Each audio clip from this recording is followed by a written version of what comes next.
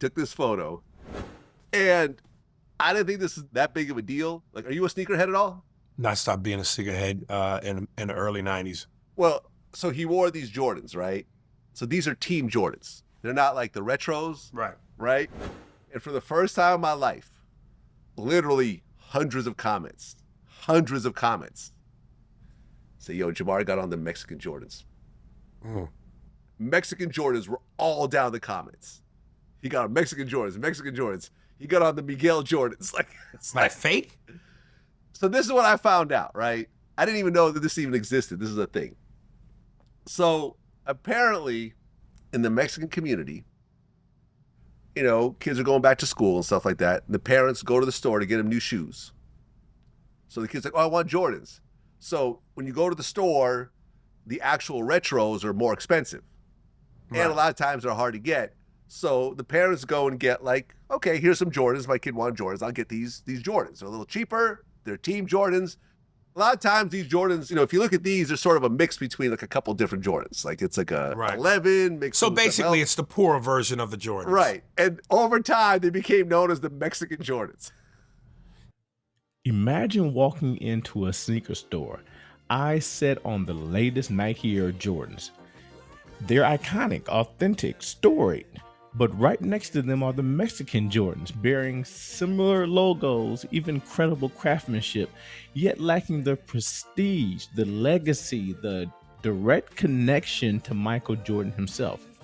This analogy isn't just about sneakers. It perfectly frames our African American leaders over the last century.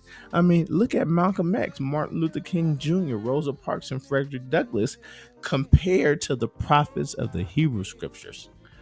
Authenticity and connection. Air Jordans are revered because the man himself, Michael Jordan, wore them and he made history in them. Mexican Jordans, while made by the Jordan brand and sharing some style, lack that direct connection and legacy and prestige. They're real shoes, but they don't carry the weight of the original legacy. Well, the analogy, the prophets in the Hebrew scriptures were more than just charismatic. They were leaders. They were conduits who uncompromisingly called people back to God and his commandments. Our celebrated black leaders have looked and sounded like those prophets. You know, they were courageous. They were eloquent.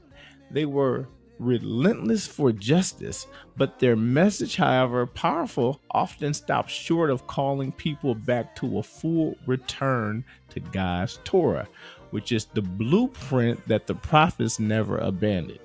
Both have the brand. Prophets and African American leaders fought for oppression, stood for justice, and inspired millions.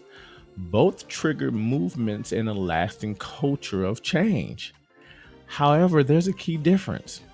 The prophets, they call people back to God's Torah, insisting that the real blessing followed obedience to God's commandments. And our 20th century black leaders, they fought against systematic injustice with heroism, but their solution rarely called people back to biblical law. Their activism, while spiritual, leaned more on civil rights and secular views and also universal reform.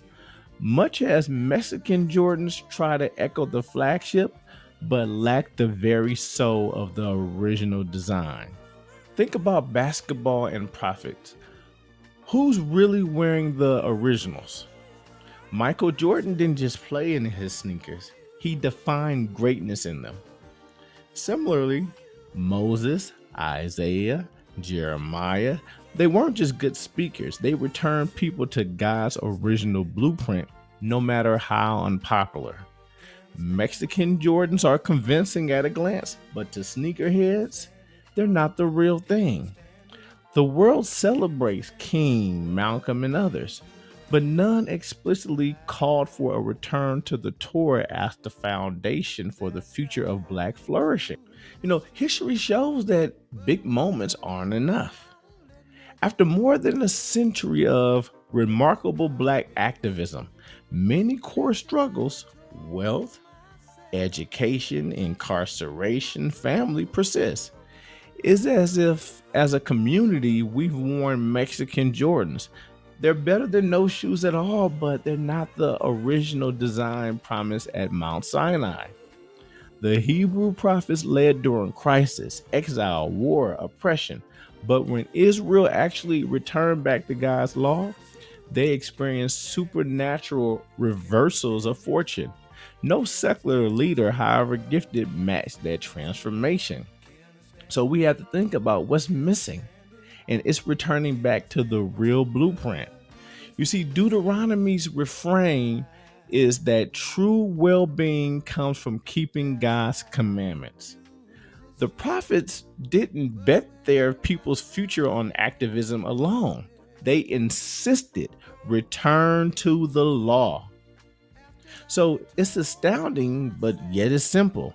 Every major revival in the Bible centered on returning to the neglected commandments. Ezra's Torah's reading sparked national change. King Hosea's reforms started only after finding Moses' scrolls. The challenge for our generation, well, it's not enough to have the logo, the name, or even the moves. Our greatest leaders may have resembled the prophets. They were brave, passionate, relentless. But if the foundation wasn't the Torah, the end result was a Mexican Jordan, not a Nike Air Jordan. If we want the supernatural results, the blessings, the true legacy, we must return to the original God-given pattern. As we celebrate Black leadership's legacies, let's distinguish between having the looks and owning the legacy. Mexican Jordans served their purpose, but only the original Nike Air Jordan set the standard. Likewise, our leaders achieved great things, but the deepest liberation, the kind our ancestors desired, comes from fully returning to God's commandments. The prophets didn't just inspire, they transformed because they brought people back to the eternal playbook. Are we content with, well, that's good enough? Or are we ready for a real thing?